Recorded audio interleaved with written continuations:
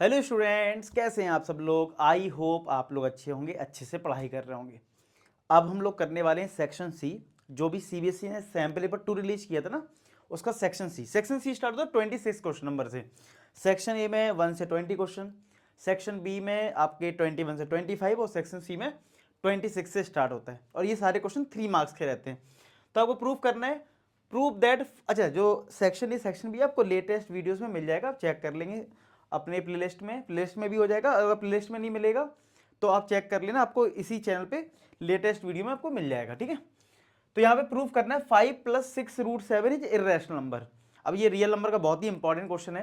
तो सबसे पहले ऐसे क्वेश्चन में क्या किया करो, एज्यूम कर लिया करो कि एज्यूम कर लो let 5 + 6√7 is a rational number, ठीक है। Let us assume. ऐसे क्वेश्चन कैसे करते हैं, मतलब इसमें हम लोग क्या करते हैं, पहले एज्यूम करते हैं कि ये रैशनल नंबर है, बाद में फिर अपने आप को दिखा देते हैं कि भैया हमने गलत बोला था, तो गलत बोला तो फिर उल्टा हो जाएगा।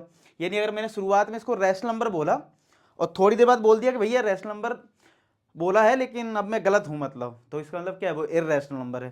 क्योंकि रियल नंबर जो होता है वो रैशनल और इर्रेशनल से मिलके बनता है। तो पहला स्टेप होता है लेट अस अज्यूम दैट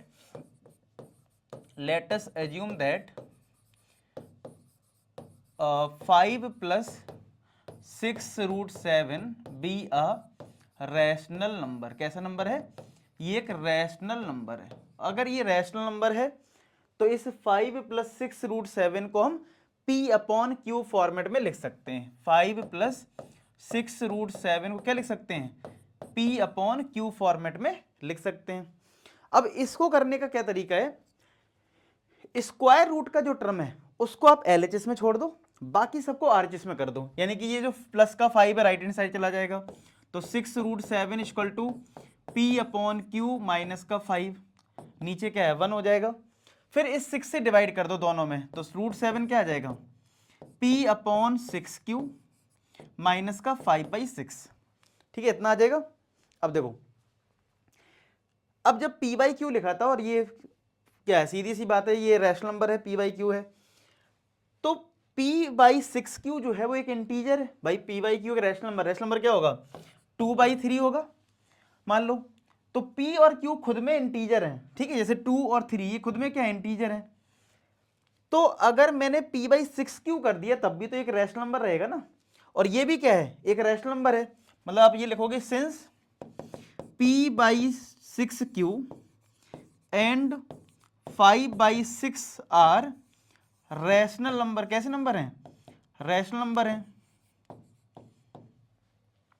और डिफरेंस बिटवीन रैशनल नंबर हमेशा एक रैशनल नंबर होता है, यानी कि ये ओवरऑल रैशनल नंबर आएगा।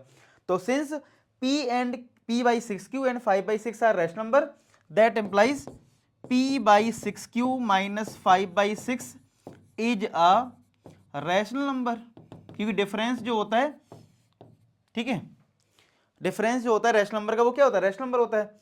अच्छा, अगर ये इक्वल टू का साइन लगा हुआ है, इसका मतलब है अगर RHS रैशनल नंबर है तो इसका LHS भी रैशनल नंबर होगा। तो that implies √7 will be a rational number. कैसा नंबर हो जाएगा, will be a rational number, ठीक है, रैशनल नंबर। लेकिन आप बताओ, हमें तो ये पता है कि √7 कैसा नंबर है, इर्रेशनल नंबर है। तो but we know that square root of 7 is an irrational number. कैसा नंबर है, इर्रेशनल नंबर है। इसका मतलब कुछ तो गलत हुआ है। हमने रैशनल नंबर लिया था, P/Q से सॉल्व करा, उससे RHS रैशनल नंबर बन गया, उसकी वजह से LHS रैशनल नंबर बन गया। लेकिन हमें पता है कि यार ये √7 तो इर्रेशनल नंबर होता है। तो इसका मतलब इस बात में और इस बात में तो कॉन्ट्रडिक्शन हो गया ना। मतलब हमारा जो अभी सॉल्व करके आया वो आगे √7 रैशनल नंबर है, जबकि हमें पता है कि √7 कैसा नंबर है, इर्रेशनल नंबर है। So there is a contradiction,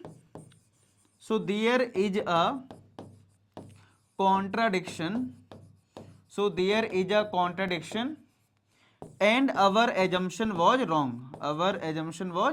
हमने जो assumption किया है वो wrong है। तो बस अगर हमने assumption जो किया है वो wrong है तो इसका क्या मतलब, इसका मतलब है कि 5 + 6√7 कैसे हो जाएगा, irrational number. That implies 5 + 6√7 is an irrational number. समझ में आया कैसे करते हैं? ठीक है, मतलब पहले हम लोग क्या करते हैं, इसको रैशनल नंबर लेते हैं, फिर सिंप्लीफाई करते हैं और बाद में इसको कॉन्ट्रडिक्शन के थ्रू हम इसको सॉल्व कर देते हैं। क्लियर है क्या? इसको नोट कर लें और मुझे बताना कि आपको ये समझ में आया या नहीं आया। ठीक है, इसके बाद नेक्स्ट क्वेश्चन जो है 27, इसमें दो पार्ट, एक और लिखा ना, तो इसका आगे मैंने ले रखा है इसका और पार्ट। जब अगर आप सैंपल पेपर देखेंगे तो आपको देखिएगा। देखो क्या लिखा है इसमें, इसमें लिखा है area of rectangle reduces by 160 metre square if it's length is increased by 5 metre and width is reduce by 4 metre. मतलब अगर लेंथ को इंक्रीज कर दो और विड्थ को डिक्रीज कर दो तो एरिया जो है वो रिड्यूस हो रहा है 160। यानी जो भी चीजें हो रही वो लेंथ और ब्रेथ में हो रही और आपको डायमेंशन निकालनी है। और रेक्टेंगल के डायमेंशन से मतलब क्या है, अगर ये रेक्टेंगल है तो लेंथ को अगर मैं x ले लूं और ब्रेथ को y ले लूं तो x और y ले लिया, तो आप बताओ इसका एरिया क्या होगा।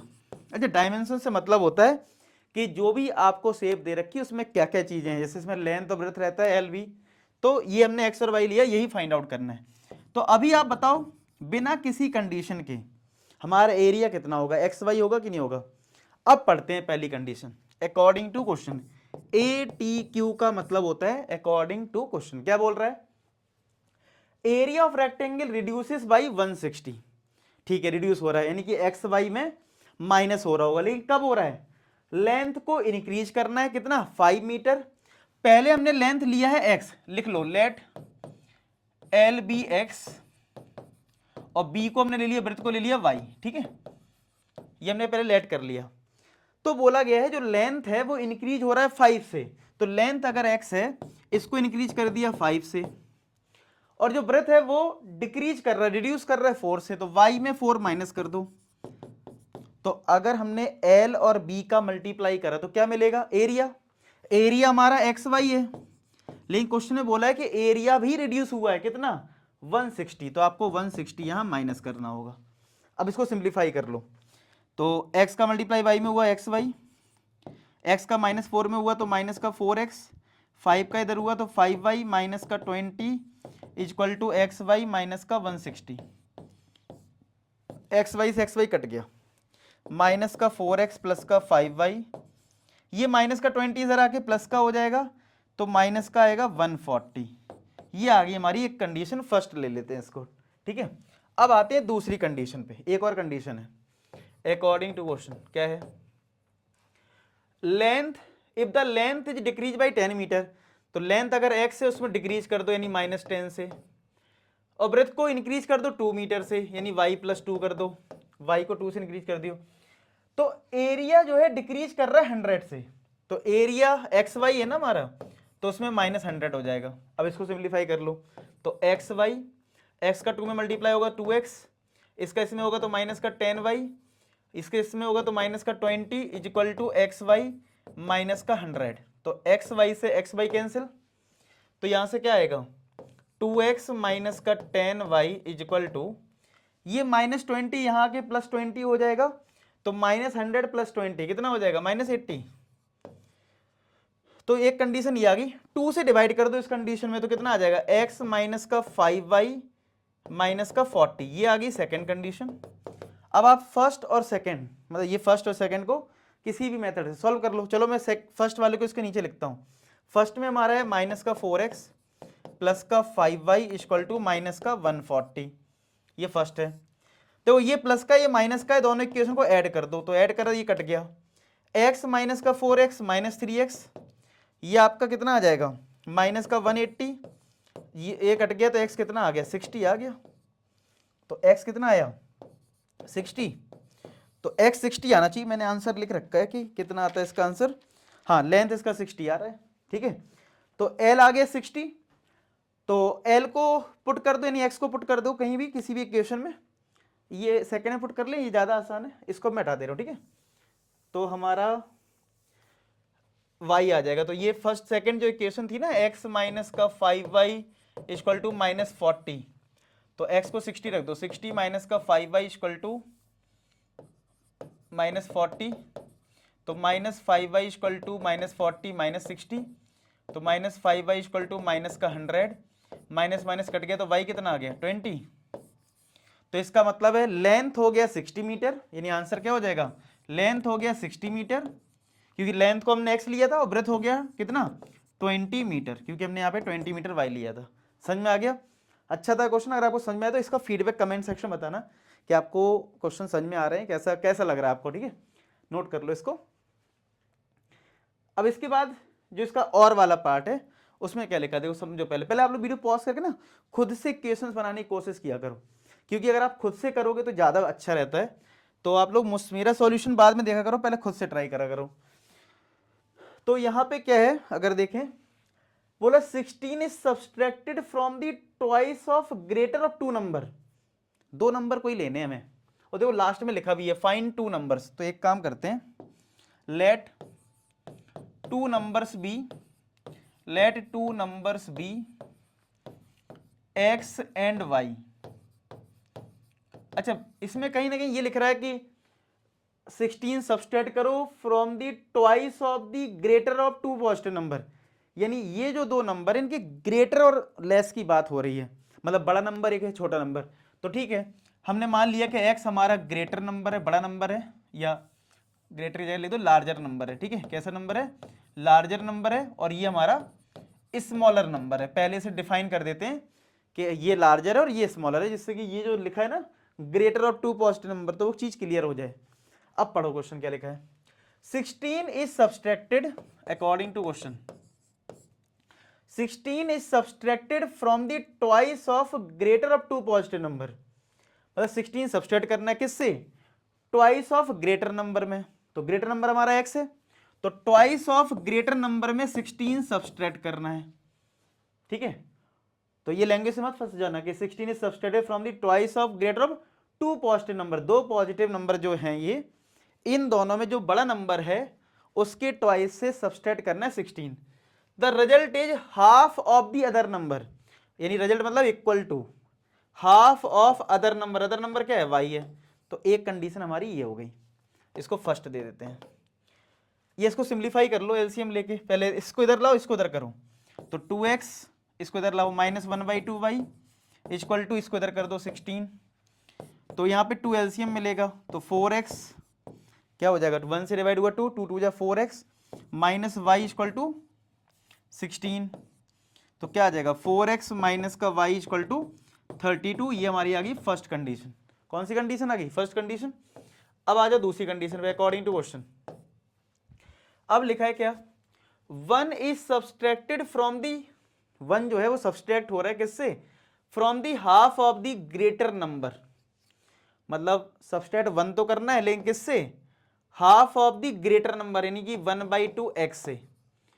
तो रिजल्ट जो है still half of the other number, जो रिजल्ट है वो अभी भी हाफ ऑफ अदर नंबर है। तो इसको सिंप्लीफाई करो, तो इसको इधर लाओ, तो 1/2x minus 1/2y equal to, ये -1 को इधर कर दो, 2 एलसीएम आया, तो x minus y is equal to 1। तो यहां से x माइनस वाई क्या आ गया 2, ये आ गई सेकेंड कंडीशन। अब इसको और इसको सॉल्व कर देंगे, एक्स वाई आ जाएगा। तो पहली कंडीशन है 4x minus y equal to 32, second हमारा है x minus y equal to 2। अब इन दोनों को अगर मैं सब्सट्रैक्ट कर दूं तो एक्स वाई मिल जाएगा, तो माइनस प्लस माइनस, तो ये कट गया, 3x इक्वल टू 30 आएगा, तो x कितना आ गया, x आ गया 10। अब x को 10 किसी में रख दो, इसमें रख देते हैं चलो। तो सिंस x माइनस वाई हमारा 2 है, तो x को अगर 10 रखा तो minus y equal to 2 minus का 10 minus y equal to minus का 8, तो y कितना आ जाएगा 8। तो हमारे नंबर्स क्या आ जाएंगे 10 एंड 8। तो हमसे पूछा गया था ना फाइंड नंबर्स, तो नंबर हो जाएंगे 10 एंड 8। क्लियर है क्या? तो सेम ठीक था क्वेश्चन, मतलब लैंग्वेज में भले आपको थोड़ा सा लगाओ कि कैसे हो रहा है, लेकिन अगर इसका समझ में आ गया तो बहुत ईजी है। नोट कर लो इसको। अब ये क्वेश्चन जो है ना सर्किल का एग्जाम्पल का क्वेश्चन है, जो सर्किल चैप्टर है ना हमारा, उसके एग्जाम्पल में है ये वाला क्वेश्चन। अच्छा क्वेश्चन है। लिखा है 2 टेंजेंट जो है TP and TQ are drawn to a circle with centre O। मतलब एक सर्किल है, सर्किल का सेंटर है यहाँ पे O, ठीक है। और एक एक्सटर्नल पॉइंट है टी। एक्सटर्नल पॉइंट टी से टेंजेंट ड्रॉ की गई है टीपी, ठीक है, टीपी, और एक टेंजेंट ड्रॉ की गई है टी क्यू। ये दो टेंजेंट ड्रॉ की गई हैं, टीपी एंड टी क्यू, ये दो टेंजेंट ड्रॉ की गई है। अब आपको बोला गया है कि प्रूव करो, अगर मैं टू प्रूफ की बात करूं, टू प्रूफ की अगर मैं बात करूं तो इसमें बोला गया है प्रूव करो भाई कि एंगल पी टी क्यू जो है वो twice of angle O P Q है। अब पी टी क्यू कहां है देखते हैं, पी टी क्यू यानी ये वाले एंगल की बात हो रही है, और ओ पी क्यू कहां है, ओ इधर है, इसको ज्वाइन कर लेते हैं पी से, और क्यू को इधर ज्वाइन कर लेनी, इस वाले एंगल की बात हो रही है, ठीक है। तो इसमें एक रिलेशन हमें प्रूफ करना है, ठीक है। कंस्ट्रक्शन ऐसे कुछ ऐसे हमें इसमें कुछ नहीं लेना है, तो गिवन आप लिख लेना, ठीक है, कि T P and T Q R tangents. अब हम प्रूफ कर रहे हैं। अब प्रूफ करने में हम लोग क्या कर रहे हैं, सबसे पहले इस वाले एंगल को मैं एक्स लेट कर रहा हूं, ये वाला जो हमें लाना भी है, जो ओ पी क्यू लाना ना, उसको मैं एक्स लेट कर रहा हूं, इस वाले एंगल को। तो लेट कर लिया, let angle O P Q जो है वो एक्स है मेरा, ठीक है। तो इसका मतलब ये 2x आना चाहिए, क्योंकि पी टी क्यू जो है वो ट्वाइस आना ना, इसका मतलब ये 2x आना चाहिए, ठीक है। तो देख लेते हैं अब कैसे आएगा। देखो ये एक रेडियस है और ये एक टेंजेंट है, तो रेडियस और टेंजेंट के बीच का एंगल क्या होता है, 90। तो since OP is a radius, ये आप डायरेक्ट लिख दो कि angle O P T, angle O P T is equal to 90 degree, और ये बता दो कि radius is perpendicular to tangent, radius is perpendicular to tangent. Radius जो होता है वो टेंजेंट के साथ क्या होता है, परपेंडिकुलर होता है, ठीक है। अच्छा एक बताओ, ये पूरा एंगल 90 है पूरा, और इतना x है, तो कोई मुझे बताएगा ये एंगल कितना होगा। भाई मैं तुमसे कहूं तुम्हारे पास 100 रुपए हैं, 20 रुपए मैंने ले लिए, तो कितने बचे सर, 100 में -20 80। अच्छा तो पूरा है 90 और ये वाला पार्ट है x, तो 90 में से ये x चला गया तभी तो ये मिलेगा। तो यानी कि मैं एंगल टी पी क्यू की बात करूं, टी पी क्यू, क्या वो 90 - x हो जाएगा। और चाहो तो मैं इसका ट्राइंगल अलग से बना देता हूं, टी पी क्यू, मैं इस वाले एंगल की बात करूं कि ये 90 - x है, इस वाले एंगल की बात कर रहा हूं, ठीक है।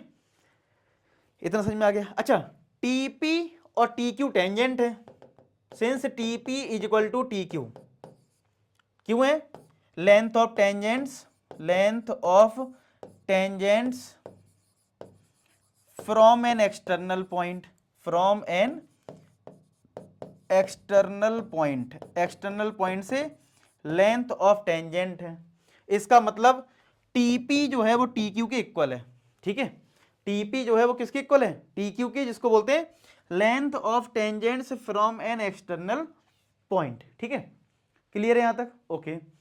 ये हो गया टीपी और ये हो गया टी क्यू। अब देखो, अब length of tangent from external point तो ठीक है। अब ये बताओ, किसी भी ट्राइंगल में अगर दो साइड बराबर यानी कि ये साइड और ये साइड, ये दोनों साइड बराबर हैं, तो क्या इनके सामने के एंगल भी इक्वल होते हैं। तो इसका मतलब है angle T P Q equal to angle T Q P होगा, मतलब ये दोनों एंगल इक्वल हो जाएंगे। और ये टी पी क्यू कितना है, 90 - x, तो यानी कि ये भी 90 - x हो गया। इसका मतलब टी क्यू पी वाला भी एंगल हो गया 90 - x।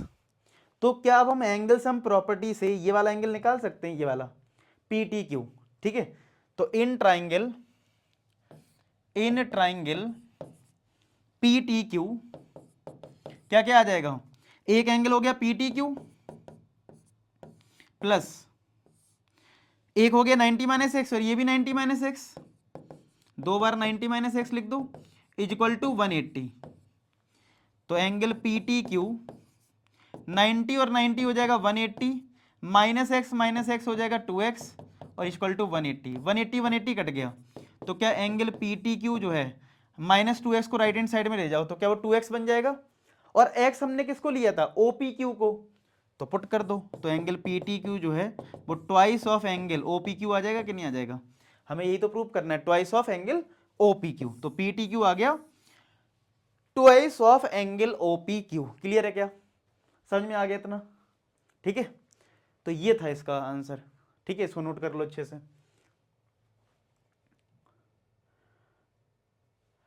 अच्छा, एक चीज और बता दूं, अगर आपने अभी तक ऐप डाउनलोड नहीं करी ना तो ऐप डाउनलोड कर लो। उसमें आपको देखो फ्री ऑफ कॉस्ट में काफी कुछ कंटेंट अवेलेबल है, जैसे कॉन्सेप्ट बूस्टर, यानी कि आपको कोई चैप्टर स्ट्रॉन्ग करना है।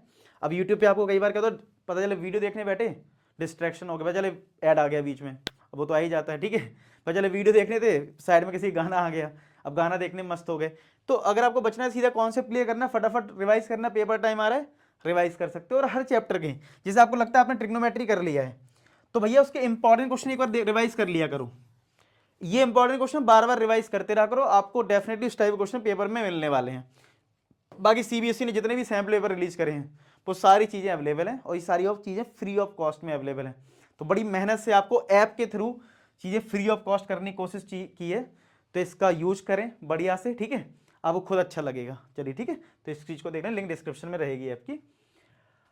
अब आते हैं क्वेश्चन नंबर 29 पे। क्या लिखा है 29 में? Prove that this is equal to 2। तो इसमें दो पार्ट है, तो मैं पहले ऊपर वाला कर रहा हूं कि यानी साइन की पावर 4, ये एलएचएस ले लेता हूं मैं। ठीक है, यानी साइन की पावर 4 थीटा माइनस कॉस की पावर 4 थीटा प्लस 1 मल्टीप्लाई में है कॉसिक स्क्वायर थीटा। इसको हमें 2 प्रूफ करना है। ठीक है, तो कैसे करें? एक तो पावर 4 जब भी आता है ना, तो इसको स्क्वायर का स्क्वायर लिखा करो, यानी साइन स्क्वायर थीटा का स्क्वायर माइनस इसको कॉस स्क्वायर थीटा का स्क्वायर। एक काम तो सबसे पहले ये किया करो, और ये प्लस का वन तो अलग है, और मल्टीप्लाई में कॉसिक स्क्वायर थीटा। अब देखो, ए स्क्वायर माइनस बी स्क्वायर, अच्छा एक प्लस वन, हाँ वो मैंने लिख लिया है।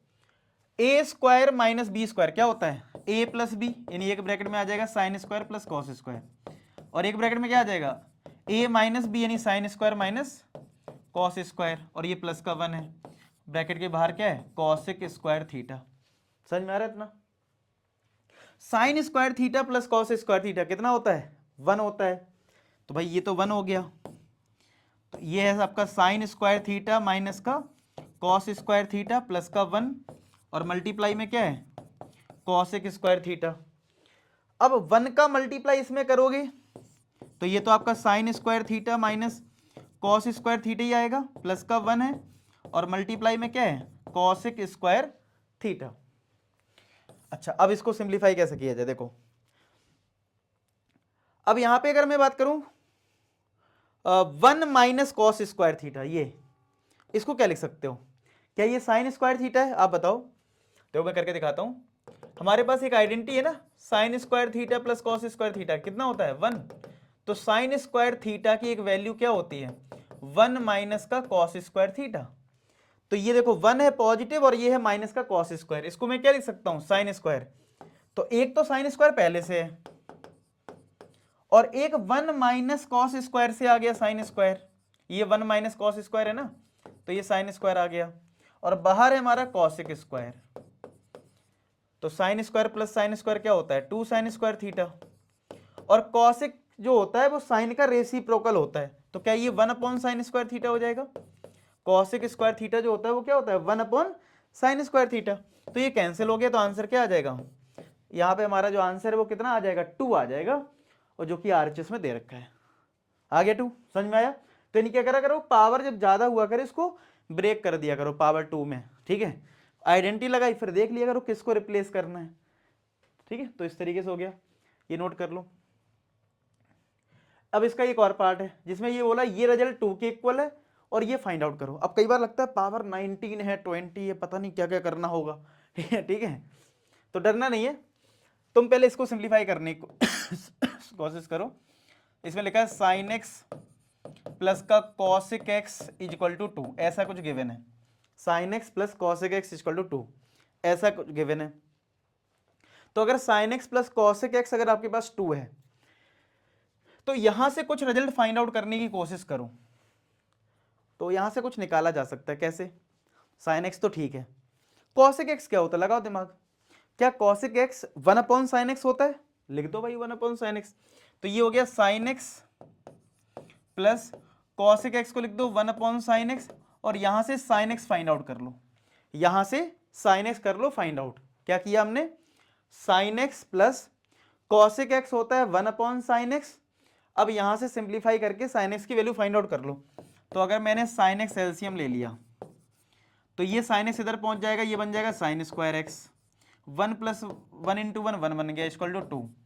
तो ये बन गया साइन स्क्वायर एक्स प्लस का 1 इक्वल टू, ये 2 साइन एक्स हो जाएगा। अब 2 साइन एक्स जो है उसको एलएचएस में ले आओ, तो साइन स्क्वायर एक्स माइनस का 2 साइन एक्स प्लस 1 ये आ जाएगा। चेक करो, ध्यान से देखो, तो ये किसी का होल स्क्वायर आ चुका है।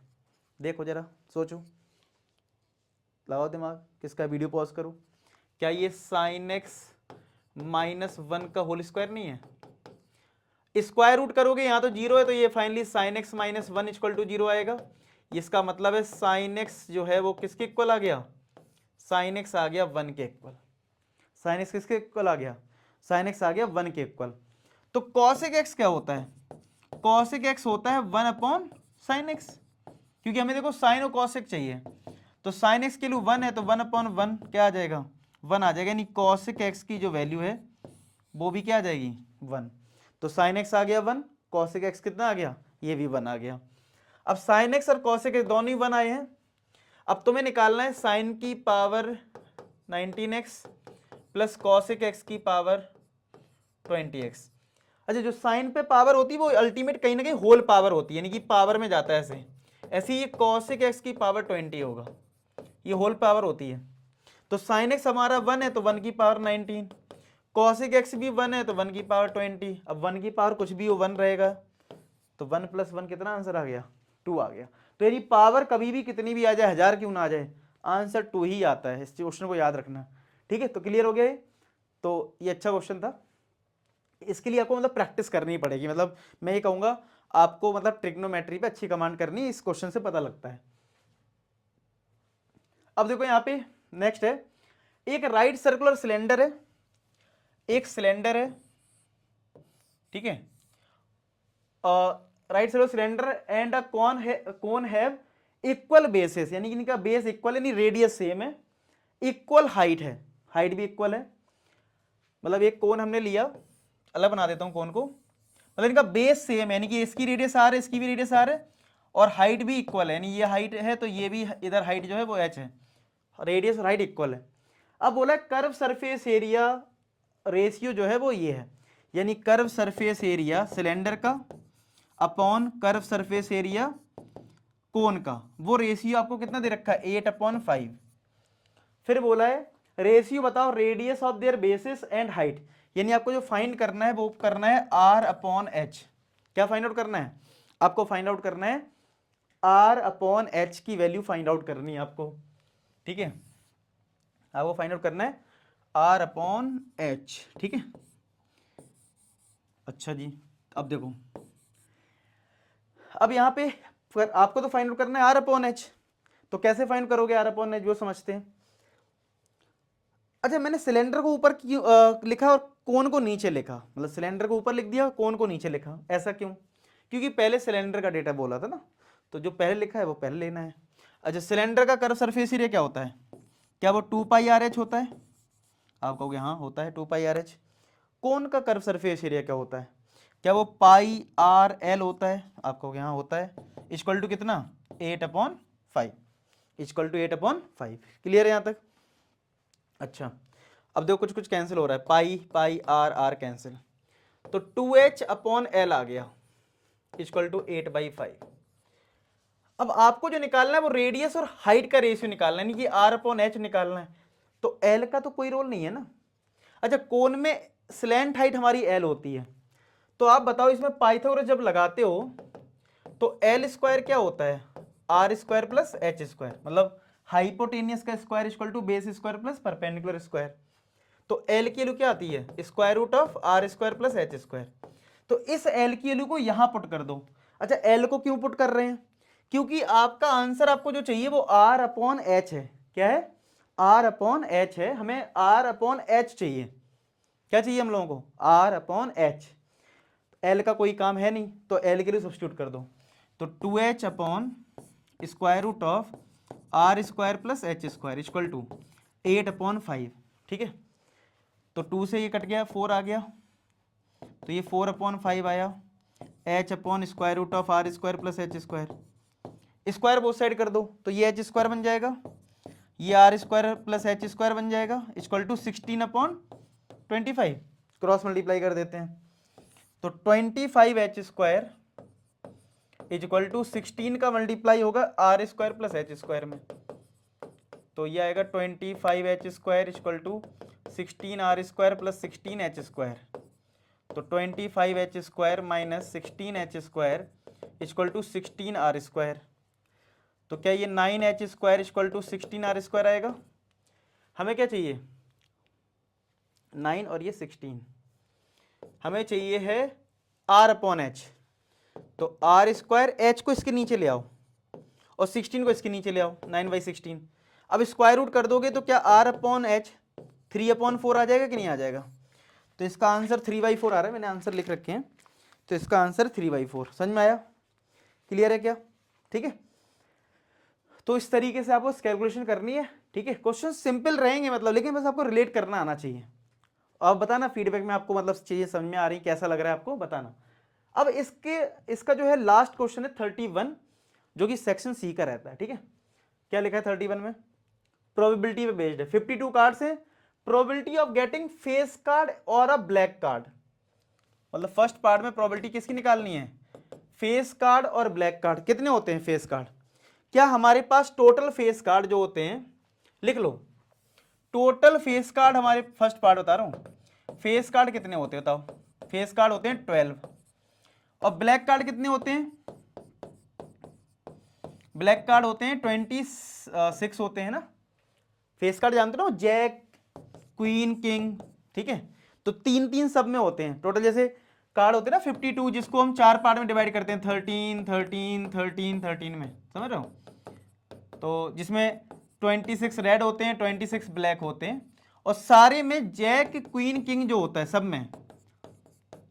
में होता है जैक क्वीन किंग इन 13 13 के जो कॉम्बिनेशन है, तो 12 फेस कार्ड होते हैं। ब्लैक हमारे पास 26 कार्ड्स होते हैं, लेकिन अब आप बताओ ब्लैक देखो यहां पे भी है और यहां पे भी है, तो जैक क्वीन किंग जो हमने लिए हैं 12 यहां पे, वो ब्लैक कार्ड में भी काउंट हो रहे हैं और इसमें भी काउंट हो रहे हैं।